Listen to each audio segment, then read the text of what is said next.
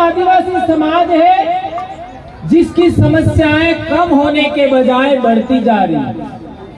क्या मैं सही कह रहा हूं? एकमात्र आदिवासी समाज है जिसकी समस्याएं कम होने के बजाय बढ़ती जा रही है। जहां तक जमीन की बात करें, देश आजाद होने से पहले जितनी जमीन थी हमारे पास, वो जमीन आज कम हो गई। और हमारे पूर्वजों का कथन है कि जमीन नहीं बेचना चाहिए, क्योंकि जो जमीन हमारे पास है वो जमीन हमारी नहीं है, वो हमारे बाप दादाओं की है। हम जमीन बेचते हैं तो किसको बेच रहे हैं? बाप दादा को बेच रहे हैं। ये जमीन हमारी नहीं है, हमारे बाप दादाओं की है। और बाप दादाओं ने जमीन अपने आने वाली पीढ़ी के लिए रखी थी। यदि आप जमीन बेचते हो तो आने वाली पीढ़ी को भी बेच रहे हो। लेकिन यह सब जानने के बावजूद भी आज लगातार हमारी जमीन कम हो रही है। ये एक बहुत बड़ी समस्या है। अभी हम पिछले दिनों तेलंगाना गए थे तो वहां देश भर के लोग आए थे। वहां पर एक बात निकली कि दुनिया के आदिवासी एक हो, भारत के आदिवासी एक हो। ये नारा सुना होगा। सही कह रहा हूं, गलत कह रहा हूं? लेकिन अभी हम लोग बात करते हैं तो उन्होंने भी कौन सा अच्छा काम किया? आज मध्य 5 साल जितना ज्यादा शोषण हुआ, दमन हुआ, हत्या, तो आदिवासी नेता एक होना चाहते हैं? नहीं चाहते। नहीं, आदिवासी एक होने की है। हिंदू कोई धर्म नहीं है। उस धर्म का असली नाम क्या है? वर्ण धर्म।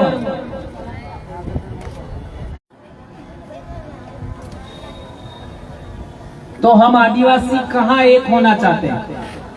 बताओ। इसलिए हमने एक विषय रखा, मुद्दा रखा, सिद्धांत रखा कि धर्म विहीन आदिवासी परिवार। आप किसी भी धर्म में हो, हमें कोई फर्क नहीं पड़ता।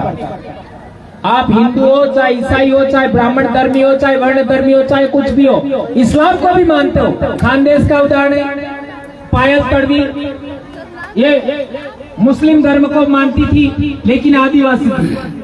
भील थी, वो भी मानता हूं, हमें कोई दिक्कत नहीं है। आप यहां पर आओ, अपनी बात रखो। फिर तीसरी बात, कई प्रकार के संगठन, ये संगठन, वो संगठन, ये संगठन, और कई लोगों का तो नहीं, ये उस संगठन का कार्यक्रम है तो मुझे नहीं जाना चाहिए। मैं इस संगठन का पदाधिकारी हूं, मैं इस संगठन का अध्यक्ष हूं, मैं उस संगठन का हूं। आज सुबह सुबह दामोदर सर की मैडम ने मेरे को बोला कि मध्य प्रदेश में सबसे ज्यादा संगठन बहुत खतरनाक हालत पे पहुंच गया है। ये बात बोला तो मैं कहना चाहता हूं कि ये कई प्रकार के संगठन, ये हालात हमारे इलाके में भी थे। विश्व आदिवासी दिवस भी 2 से 3 जगह लोग मनाते थे। इतने संगठन अलग अलग थे, एक जगह नहीं बैठते थे। तो हमने सिद्धांत रखा, संगठन विहीन आदिवासी परिवार। आप किसी भी संगठन के हो, यहाँ आइए, अपनी बात रखिए। और चौथी बात, बॉर्डरलेस आदिवासी परिवार। यानी आप किसी भी जिले के हो, किसी भी राज्य के हो, हमें देखना नहीं है। आप आदिवासी हैं, आप यहाँ आकर के अपनी बात रख सकते हैं। ये 4 सिद्धांतों ने इतना बड़ा कारवा खड़ा किया कि आज आप लोगों ने पहली बार सबसे ज्यादा मेरा सम्मान किया। इतना सम्मान मेरा आज तक कहीं पर भी नहीं है। सम्मान करना या करवाना, यह मेरा विषय नहीं है। मैं आप लोग माला भी पहनाते हो, इसको भी मैं पसंद नहीं करता, नहीं करता। हम सभी लोग एक जैसे हैं। हम कभी मंच पर बैठते ही नहीं है, हम जनता के बीच में बैठते हैं। आप लोगों ने देखा होगा। लेकिन आज गर्मी पड़ रही थी और मैं गर्मी में बैठ नहीं सकता, इसलिए मेरे को यहाँ बैठना पड़ा। अन्यथा मैं कभी मंच पर आज तक बैठा हुआ नहीं देखा होगा। तो मैं ये आप लोगों से केवल कहना चाहता हूं कि आप लोग जो हम लोगों ने जो कंसेप्ट अपनाया, ये 4 बातें: संगठन विहीन आदिवासी परिवार, राजनीति विहीन आदिवासी परिवार, धर्म विहीन आदिवासी परिवार और बॉर्डर लेस आदिवासी परिवार। इस चीज को हम स्वीकार करते हैं तो हमारा आदिवासी समाज एक जाजम पर आ सकता है। हम लोगों ने 2015 से एक ही बैनर होता है पीछे, आदिवासी परिवार, उसके अलावा कोई बैनर नहीं होता और इसका कोई अध्यक्ष नहीं है, कोई संयोजक नहीं है। जिसको जो बात रखनी है रखते गए, जो राय बनती गई हम लिखते गए। और 2018 में हम लोगों ने किताब बनाया, आदिवासी परिवार विजन बुक। आदिवासी परिवार विजन बुक यानी हमारा विजन क्या है, हम क्या करना चाहते हैं, उसके बारे में उस किताब में लिखा हुआ है। 267 पेज का किताब है। जून 2018 मैंने लिखा है, लेकिन वो किताब बेचने के लिए नहीं है, बेचने के लिए नहीं है। वे कार्यकर्ता हमें विश्वास हो जाए कि वो कार्यकर्ता समाज को कभी धोखा नहीं देगा, उसी को पढ़ने का अवसर मिलेगा। ये बात आप लोगों के बीच में हम कहना चाहते हैं। इसलिए हमने हमारे इलाके में आजकल हम लोग एक नई प्रकार की टीम खड़ी कर रहे हैं। क्या टीम बना रहे हैं? ऐसे कौन से कार्यकर्ता हैं जो जिंदगी में कभी चुनाव नहीं लड़ना चाहते, वो अलग। ऐसे कितने कार्यकर्ता हैं समाज के जो जिंदगी में कभी चुनाव नहीं लड़ना चाहते, उनको अलग कर रहे हैं और उनको निर्णय लेने का पावर दे रहे हैं। बहुत बड़ी बात कह रहा हूं, ध्यान से समझिए। जो लोग चुनाव नहीं लड़ना चाहते जिंदगी में कभी भी, उनको पावर होगा निर्णय लेने का। और जो लोग चुनाव लड़ना चाहते हैं उन लोगों को निर्णय अमलीकरण का पावर होगा। निर्णय लेने का अधिकार नहीं होगा, निर्णय अमलीकरण का। ये मैं समझ रहा हूं, मैं बोल रहा हूं, आप कितना समझ रहे मुझे नहीं पता, लेकिन गंभीरता से समझिए बात को। बहुत बड़ी बात कह रहा हूं। देश आजाद होने के बाद 1950 में संविधान लागू हुआ और संविधान लागू होने के बाद 1951-52 में पहला चुनाव हुआ।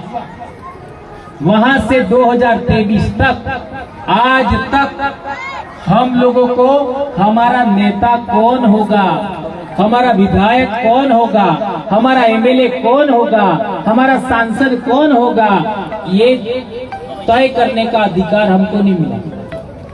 क्या मिला? नहीं मिला। इसी वजह से आपके समाज का बेहतरीन नेतृत्व करने लायक आदमी पार्टियों के गुलाम हो गए। ये बहुत बड़ी बात कह रहा हूँ। गर्मी बहुत है भाई। देश आजाद होने से पहले जो समाज का सच्चा लीडर था, लड़ाकू आदमी था, अच्छा लीडर था, योग्य आदमी था, वो लीडरशिप करता था, वो लीडरशिप करता था देश आजाद होने से पहले। देश आजाद होने के बाद जो सच्चा लीडर है, समाज का त्याग, समाज का कल्याण करने की भावना रखता है, समाज के लिए लड़ता है, झगड़ता है, उस आदमी को टिकट नहीं मिलता है। और जो दूसरों के आगे लौट पौट होता है, दूसरों के आगे चरण स्पर्श करता है। हमारे इलाके में हमारे कई सारे फोटो आप लोगों ने देखे होंगे। दूसरे लोग, दूसरे समाज के लोग कुर्सी पर बैठते हैं और हमारे मंत्री जमीन पर नीचे बैठते हैं। आपके मध्य प्रदेश में ऐसा होता है?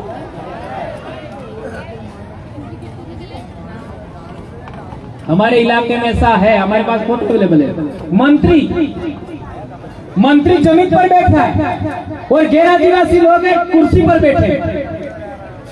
सोच सकते हो, बहुत गंभीर बात कह रहा हूं। ये हालात है आपका जनप्रतिनिधि का, फिर संविधान कैसे लागू होगा बताओ? आपके नेता को बराबर बैठने का अधिकार नहीं दिया दूसरे समाज के लोगों ने, और वो जमीन पर बैठता है। संविधान कैसे लागू होगा? लागू हो सकता है क्या? और हम बात कर रहे हैं संविधान के अंदर आर्टिकल 13(3) का में यह लिखा है, सुप्रीम कोर्ट के जजमेंट में यह लिखा है, 5वीं अनुसूची में यह लिखा है।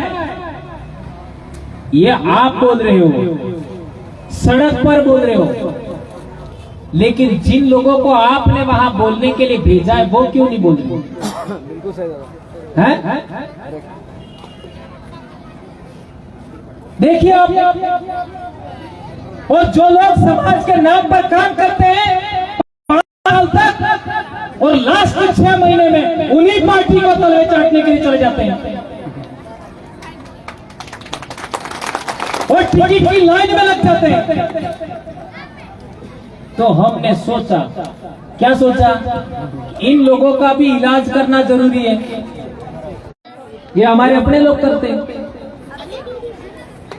दूसरे समाज के लोग हमारा अपमान करते हैं तो भी हमारे नेता नहीं बोलते। इनका भी इलाज करना जरूरी है। जो लोग 5वीं अनुसूची पर नहीं बोलते, अमलीकरण का प्रयास नहीं करते, उनका भी इलाज करना जरूरी था। जो लोग आर्टिकल 13(3) का रूढ़िगत ग्राम सभा के बारे में बात नहीं करते, अमलीकरण की बात नहीं करते, पेशा कानून की बात नहीं करते, सुप्रीम कोर्ट के जजमेंट अमलीकरण की बात नहीं करते, उनका भी इलाज करना जरूरी था।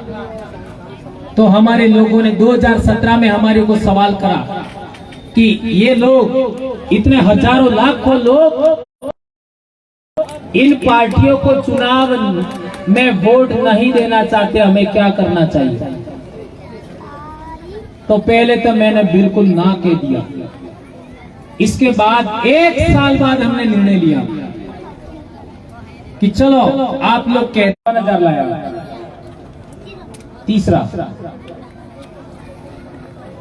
हमारे विधानसभा में जो व्यक्ति जीता, राजकुमार रोत, उसने इतने लाख भी खर्च नहीं किए, 5, और सामने वाले ने 4 करोड़ खर्च किया तो भी हार गया।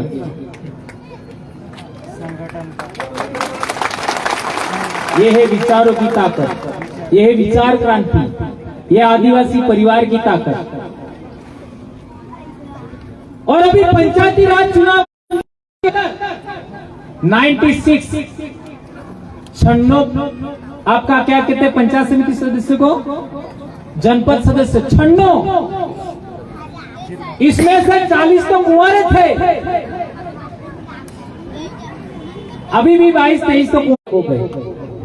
ये आपको पता होगा, 1 हो गए, वो डूंगरपुर में पहली बार हुआ, वो हमको रोकने के लिए।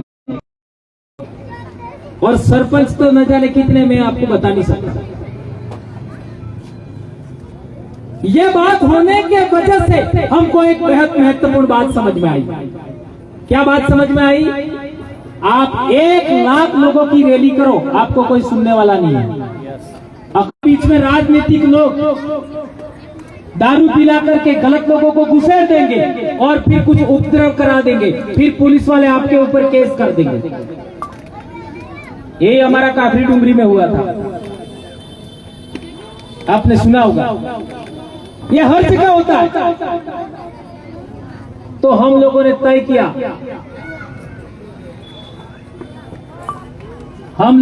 किया, कि पूरे भील प्रदेश के अंदर, एक बात ध्यान रखो, भील प्रदेश का मतलब क्या?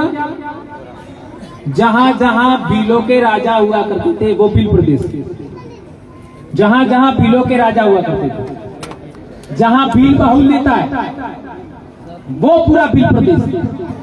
तो पूरे भील प्रदेश के अंदर इन पार्टियों का खात्मा जब तक नहीं होगा हमारा समाज एक कभी नहीं हो सकता। इस बात का हम लोगों ने तय किया है, इस वजह से हम लोगों ने संगठन रजिस्टर्ड किया।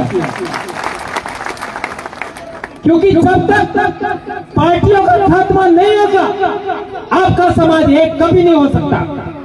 आज आप देख लो, एक परिवार में भी 2 टुकड़े मिलेंगे, एक गांव में 4 से 5 टुकड़े मिलेंगे, और जिले और पंचायत समिति की बात छोड़ दो। हम लोगों को एक बात समझ में आई कि आप 1 लाख लोगों का भी रैली करोगे आपको कोई नहीं सुनेगा, और पार्टी के 5 लोग मिलकर के प्रेस कॉन्फ्रेंस कर लेंगे तो भी वो लोग डरते हैं।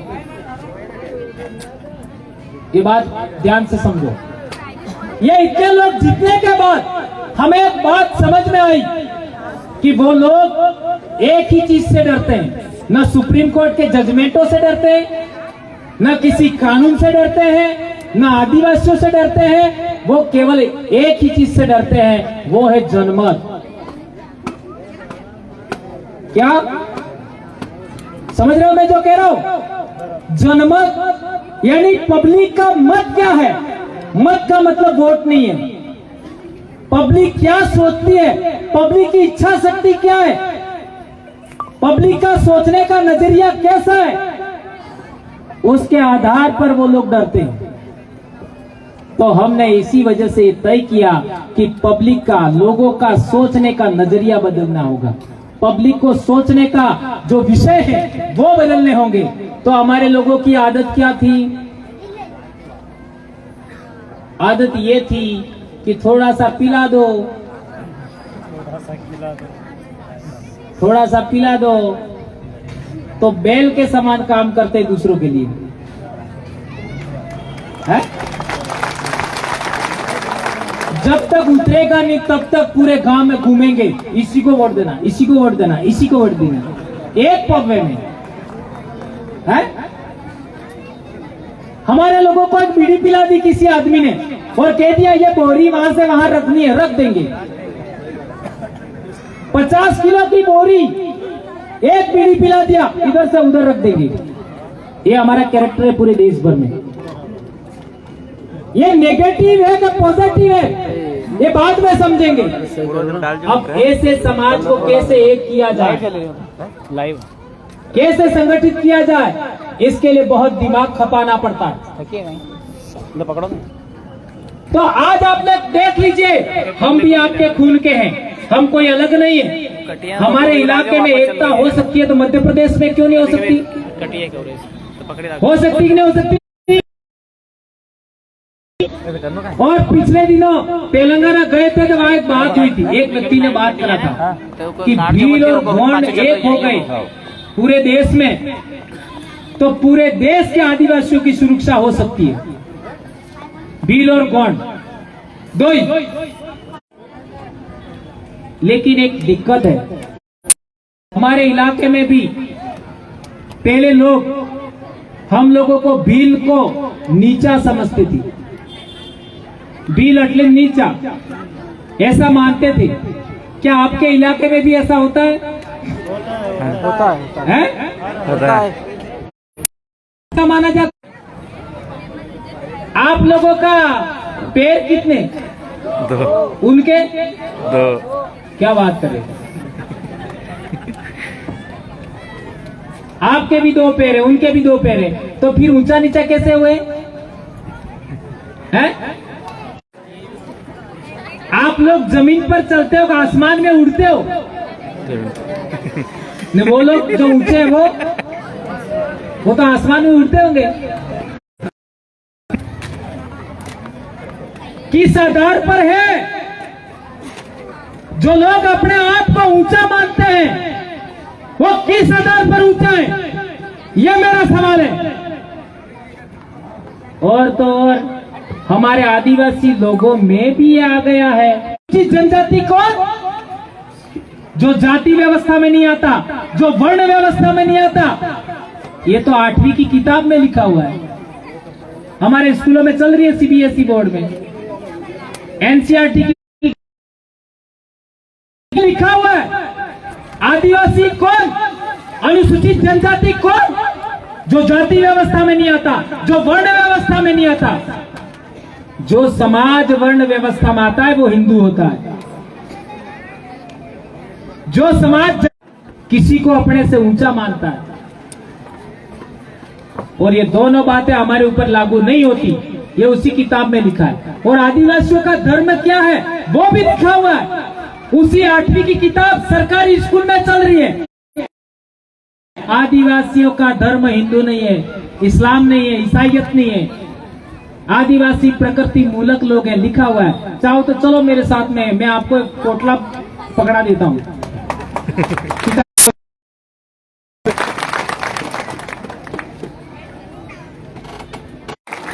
करनी चाहिए। मेरे घर कोई भी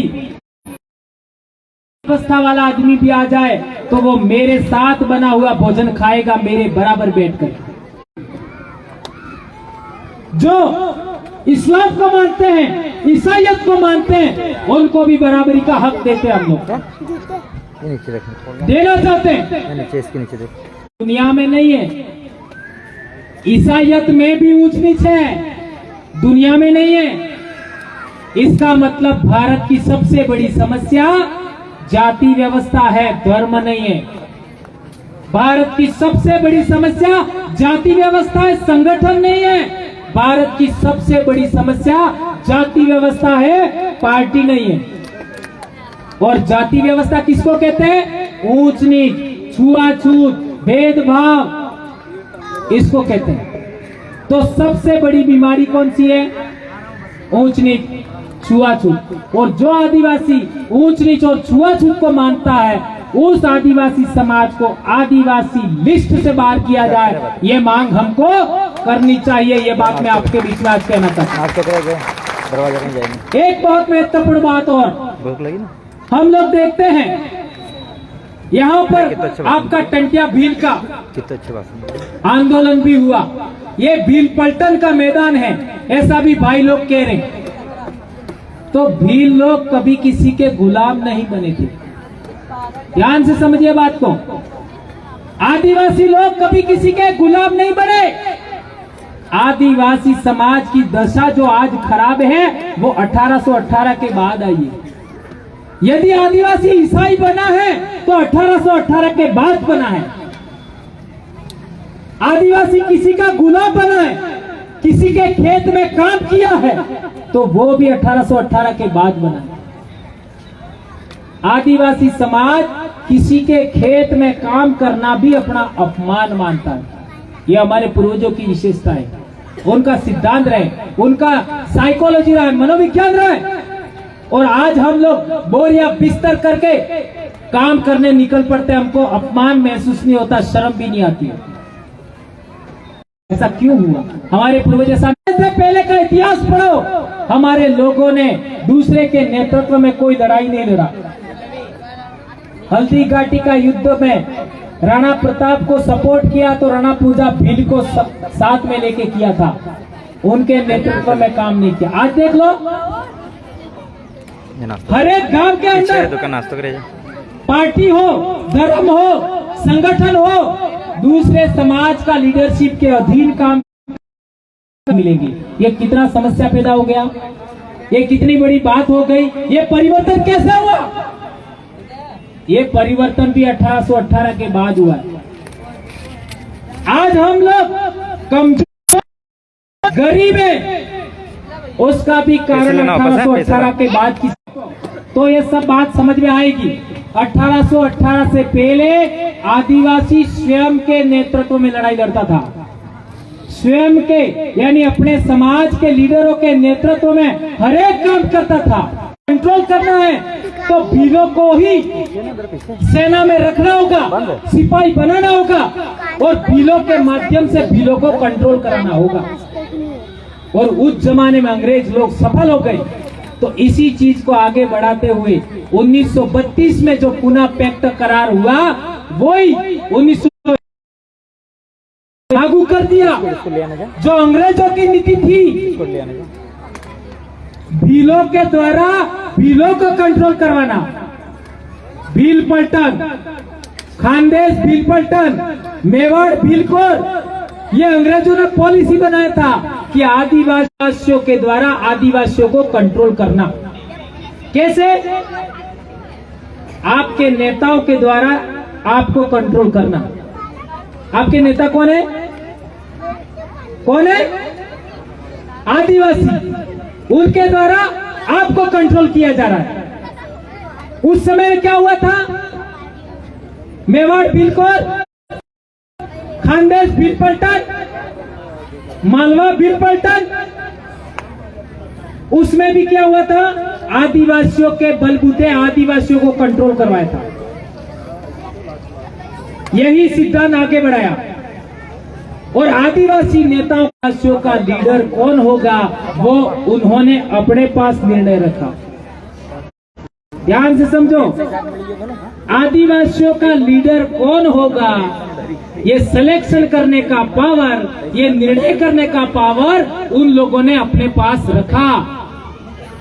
इसलिए इन 75 साल में आपके समाज की समस्याएं हैं तो आजाद।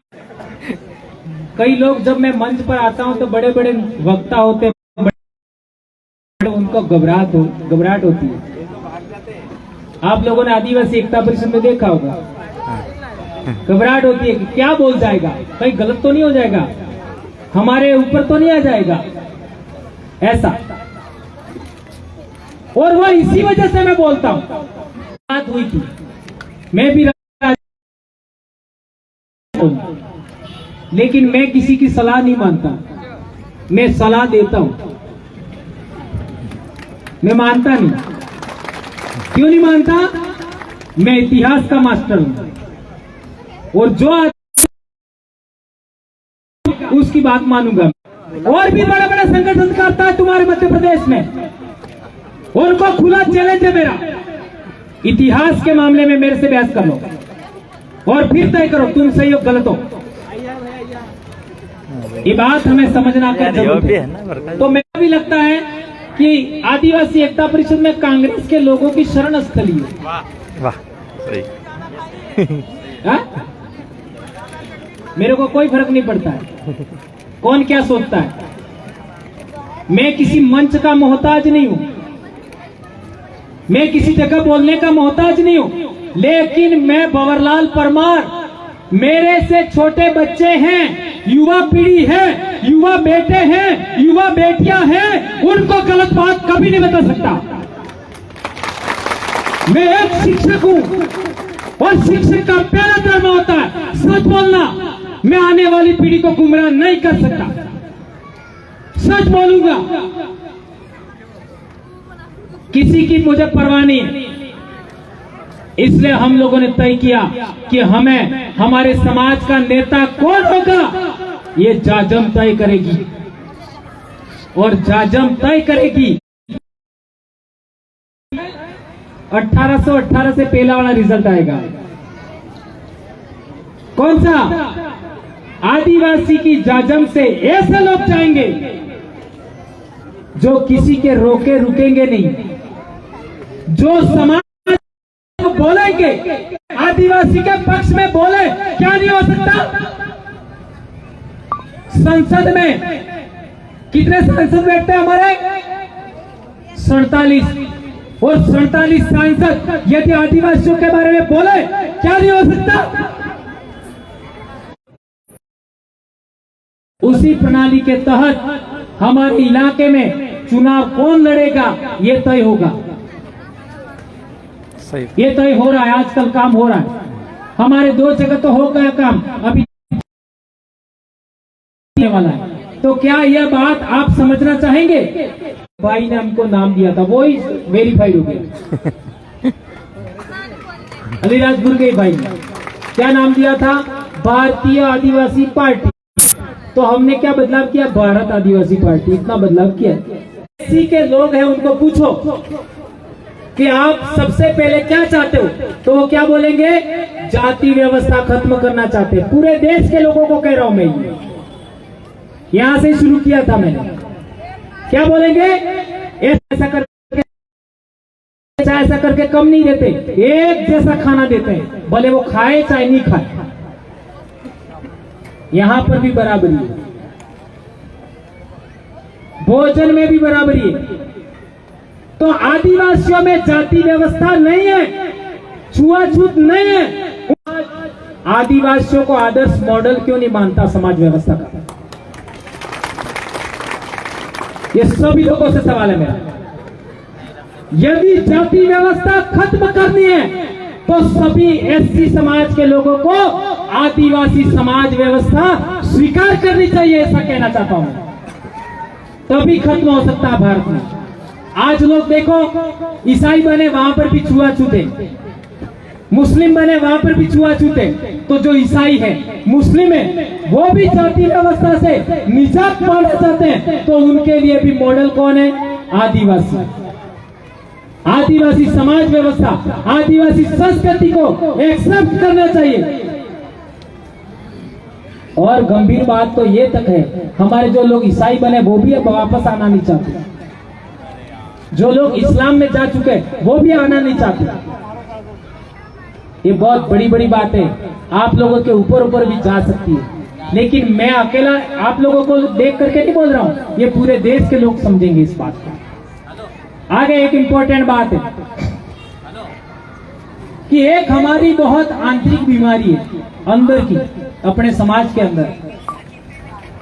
उस बीमारी को खत्म किए बगैर हमारे समाज का कोई भी संगठन सफल नहीं हो सकता। कोई भी संगठन सफल नहीं हो सकता, और संगठन के बगैर हम आगे नहीं बढ़ सकते। तो उस बीमारी का मैं इलाज ढूंढा है मैंने। तो क्या आप उस बीमारी का इलाज या गोली चाहते हो? हाँ।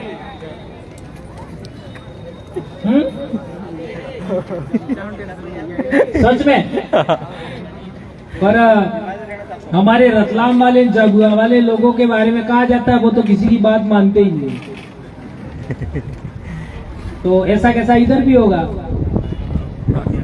है? संभल जाओगे? चलो बहुत अच्छी बात है। विक्रम भाई ने बोल दिया, मैं मान लेता हूँ। तो पीते कौन कौन हो? सभी पीने वाले तो जा कहा रहे हो? वापस आओ, आ जाओ आगे। पीते कौन कौन है? मैं बंद कराने की बात नहीं, क्योंकि बंद कराने की बात किया तो हो सकता है भाग खड़े हो। मेरा एक ही बात कहना है, दिन को नहीं पीना है। दिन को नहीं पीने का मतलब रात को पीने के लिए नहीं कह रहा हूं। गांव के आसपास ही रहेगा या घर के आसपास ही रहेगा तो एक्सीडेंट नहीं होगा। पी करके कितने लोगों के एक्सीडेंट हो जाते हैं? साल भर में कितने लोग मरते हैं? हमारे 3 महीनों के अंदर, हमारे इलाके में 3 महीनों के अंदर, पिछले दिनों अखबार में आया था, एक्सीडेंट में ही 200 लोग मर गए। 3 महीने में 200 लोग एक्सीडेंट में, और इसमें से अधिकांश बाइक से बाइक टकराई। और वो सारे लोग दारू पी करके एक्सीडेंट हुआ ऐसा नहीं कह रहा मैं, पर बाइक से बाइक टकराना कुछ तो गड़बड़ है। सही है? बाइक से बाइक टकराना कुछ तो गड़बड़ है। तो क्या हम लोगों को दिन को नहीं पीना चाहिए? उस बात को मानने के लिए आप तैयार होंगे? हाँ या ना तो बोल ही सकते हो। मैं पूरे मध्य प्रदेश के भाइयों को कह रहा हूँ, बहनें तो नहीं पीती है?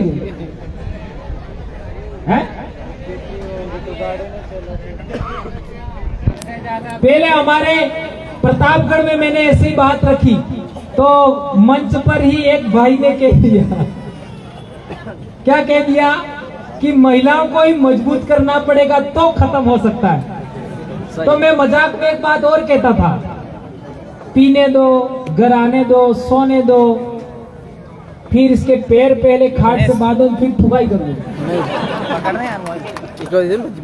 ऐसा मजाक में कहता था, ऐसा करना नहीं है। ऐसे बहुत सारी बात मजाक मजाक में कहता था, तो बहुत सारे भाइयों में बदलाव हो गया और उन्होंने छोड़ दिया। बहुत सारे भाइयों ने छोड़ दिया। तो क्या आप लोग मेरी बात मानेंगे?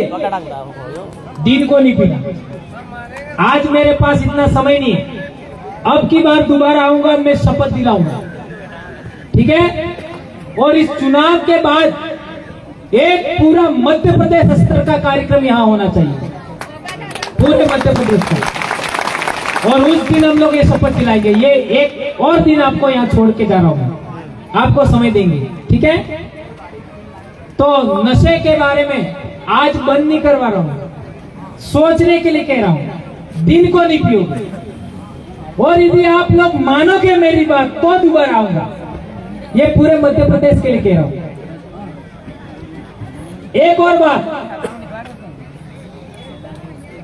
कि हमारे समाज के अंदर कई लोग कहते हैं कि मुसलमान हमारे दुश्मन है। क्या कहते हैं? मुसलमान हमारे दुश्मन है। यह आदिवासी परिवार 2002 के दंगे की वजह से बना है। 2002 के दंगे हुए ना गुजरात में, ये दंगे नहीं होते, उनकी हकीकत हमारे सामने नहीं आती तो आदिवासी परिवार नहीं बनता। ये बहुत बड़ी बात कह रहा हूं। तो हमको क्या समझाते हैं कि मुसलमान हमारे दुश्मन है। आप में से कितने लोगों को लगता है मुसलमान हमारे दुश्मन है? हाथ ऊंचा करो। हाँ? सबको लगता है। निम्न आओ मार करना। मैं हूं के जो समझ में अब जो है, मैं हूं के जो समझ में अब जो। मेरे कहने का मतलब ये, हम लोगों को यह पाठ पढ़ा जाता है कि मुसलमान हमारे दुश्मन है। तो वो नागपुर वाला भाई तो दिल्ली मस्जिद में जाके क्या बोला कि मुसलमान लोग ने हमारा डीएनए एक है। सुना कि नहीं सुना? पढ़ा आपने? डीएनए एक है, बोला नहीं बोला? अरे हाँ या ना? तो हमारे डीएनए के लोग हैं, उनको इकट्ठा करना चाहिए कि नहीं करना चाहिए? करना चाहिए। बहुत अच्छी बात है। तो यदि मेरे समाज, मेरे भील समाज का डीएनए का आदमी किसी धर्म में गया है तो उसको वापस लाना है। मेरे भील समाज का डीएनए का आदमी यदि इस्लाम धर्म स्वीकार किया, वापस लाना है। ईसाई धर्म स्वीकार किया, वापस लाना है। किसी पार्टी में गया, वापस लाना है।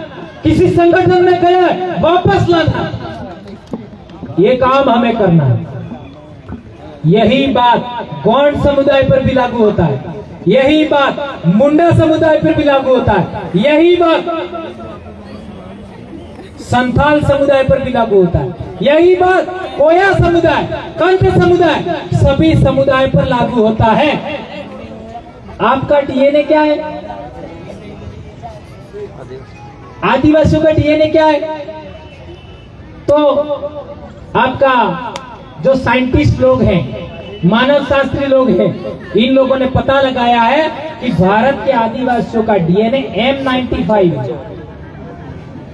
M95। और जो नंदाबाई के केस में सुप्रीम कोर्ट ने बोला कि 8% लोग भारत के आदिवासी हैं, मूल मालिक है, इंडिजिनस है, नेटिव पीपल है, ओरिजिनल इनहेबिटेंट ऑफ इंडिया है, शेड्यूल ट्राइब है और आदिवासी है, उनके अलावा दूसरे लोग हैं वो इमिग्रेंट्स पीपल है। क्या बोला? Immigrants people. और भारत 10,000 साल से इमिग्रेंट नेशन है, यह सुप्रीम कोर्ट ने बोला। और उन लोगों का डीएनए क्या है? हमारा M95 है। उन लोगों का डीएनए क्या है? R1A1। क्या है? R1A1। तो आज की तारीख में हमारे आदिवासी लोग ईसाई बने हैं, मुस्लिम बने हैं, तो इतने 3, 4, 5 हजार साल में किस किस समाज में गए होंगे? सोचो जरा, सोचो। आज पार्टियों में चले गए, आज संगठनों में चले गए, हमारे दुश्मन बन गए, तो इतने 5,000 10,000 साल में कहां कहां चले गए होंगे सोचो। इसका मतलब ये कह सकते हैं कि जाति व्यवस्था में भी हमारे समाज के लोग हैं, धर्म व्यवस्था में भी हमारे समाज के लोग हैं, उनको भी हमें वापस लाना है। तो मध्य प्रदेश की धरती से मैं एक बात कहना चाहता हूं, जिन लोगों का डीएनए R1A1 नहीं है, उन सभी लोगों का एलायंस बनना चाहिए पूरे भारत में, और उन सभी लोगों को आदिवासियों की समाज व्यवस्था को आदर्श मानते हुए इस देश की रक्षा के लिए आगे आना होगा। ये बात मैं कहना चाहता हूं।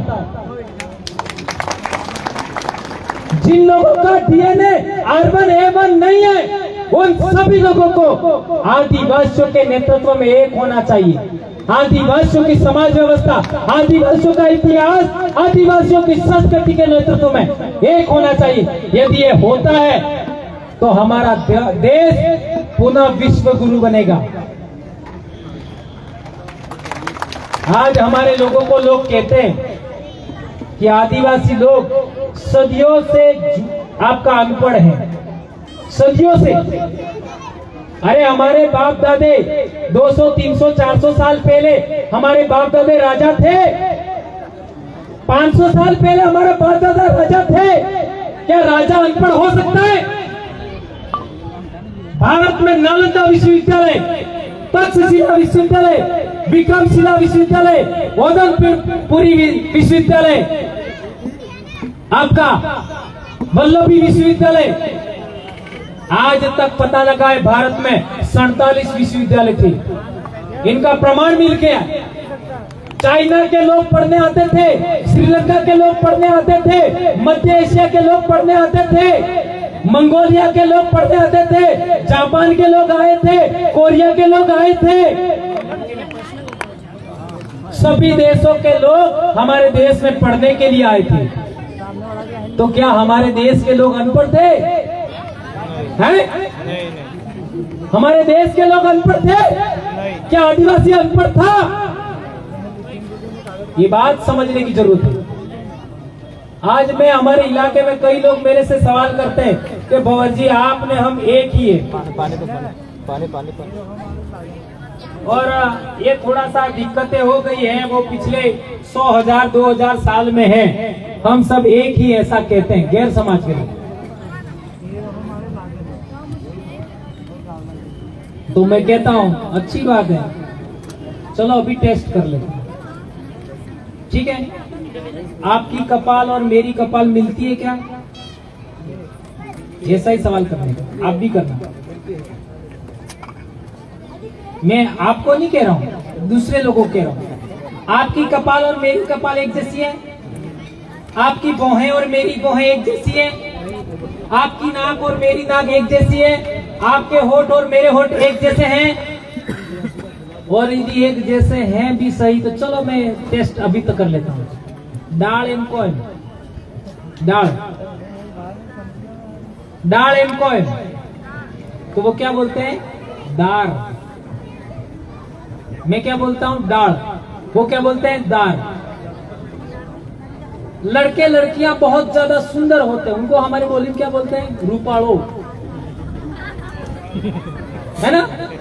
तो हम बोलते हैं रूपालो एम बोल, तो वो क्या बोलते हैं? रूपारो।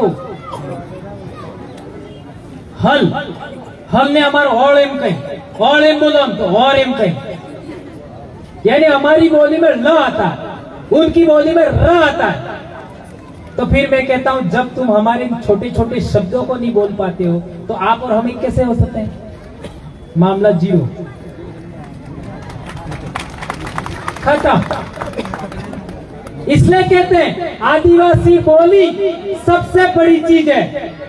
आदिवासियों की बोली से ही आदिवासी संस्कृति समझ में आएगा। तो इन लोगों ने क्या किया? आदिवासियों को दो भाषाई इलाकों में बांटा। एक तो हिंदी पट्टी, देख लो, ये अलीराजपुर से आगे का इलाका गुजराती में और इधर वाला हिंदी में। इधर सातपुड़ा से आपका, हाँ, सातपुड़ा से नीचे का इलाका खानदेश का, जहां से नंदाबाई आई है, मराठी, और इधर वाले हिंदी। उधर छत्तीसगढ़ से नीचे आंध्र प्रदेश में तेल, हिंदी, 2 भाषाई इलाकों में बांटा। और तो और हम भील समाज के लोग तो पाकिस्तान में भी रहते हैं और उत्तराखंड हिमाचल में भी बिलांगना नदी है, त्रिपुरा में भी भील हैं, बलूचिस्तान में भी भील हैं। इसलिए हम लोग कह रहे हैं हमारा एक अलग राज्य बनाओ। अब ये हम अकेला नहीं कह रहे, गौंड लोगों को देखो, गौंड लोग मध्य प्रदेश, महाराष्ट्र, तेलंगाना, आंध्र प्रदेश और छत्तीसगढ़ और यूपी में भी इतने राज्यों में गोंडों को बांटा। तो हम सवाल करना चाहते हैं, क्या आदिवासियों का खेत ही तुमको बांटने के लिए मिला था? है? जिले की बॉर्डर देखो, की बॉर्डर देखो, जहां आदिवासियों की संख्या सबसे ज्यादा होगी वही बॉर्डर होगा। इसलिए आदिवासी परिवार का एक सिद्धांत बनाया था, बॉर्डर लेस आदिवासी परिवार। ये बात आप लोगों को समझ में आएगी, ऐसी मैं आशा अपेक्षा करता हूँ। भारत में नशा करने वाली नहीं होनी चाहिए। क्यों? हमारा समाज मात्र सत्ताक था, ठीक है?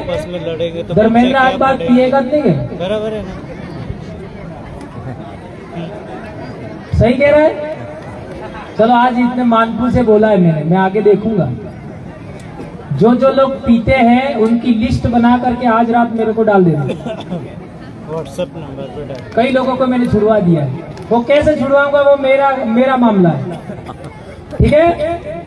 एक बहुत बड़ी बात कह रहा हूँ, आज के बाद दिन को नहीं पीना, नंबर 1। और दूसरी बात, कोई भी संगठन हो,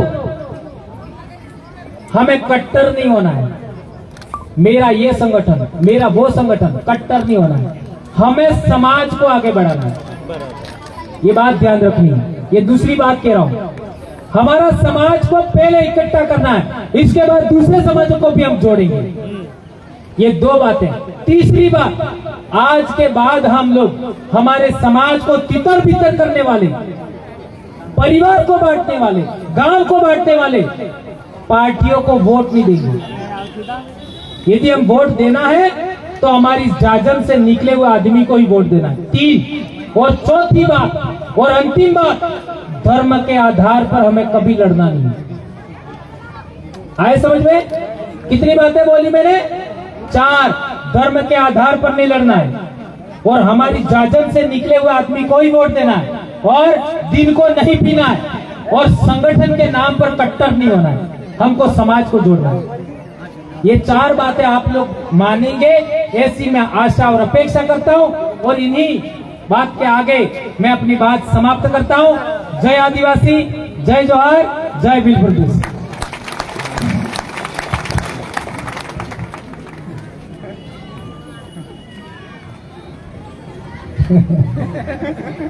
कई लोग कहते हैं गौरलाल परमार को संविधान आता है कि नहीं आता, ऐसा सवाल आया है।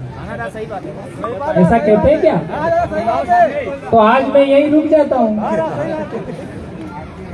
है ना? उनको ढूंढ के लाओ मेरे सामने, आधा घंटा मेरे सामने टिक गए तो गारंटी देता हूँ, आधा घंटा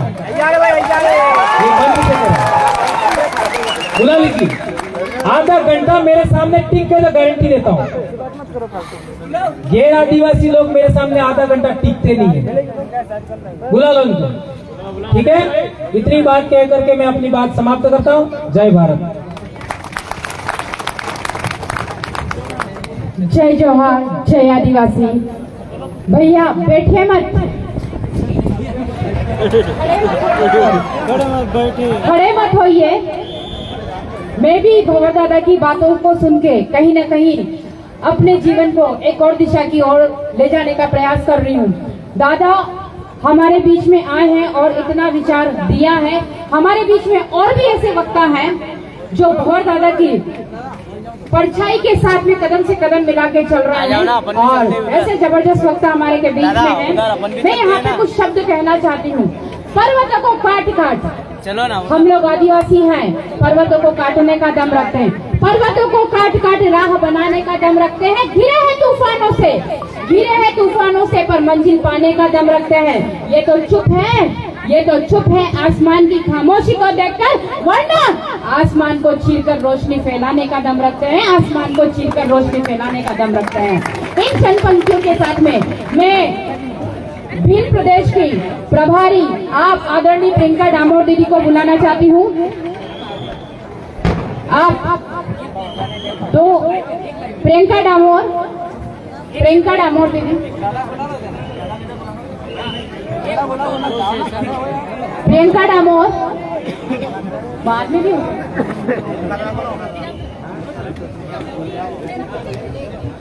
भीड़ भड़का बढ़ रही है, मैंने जाना पड़ेगा मंच पे।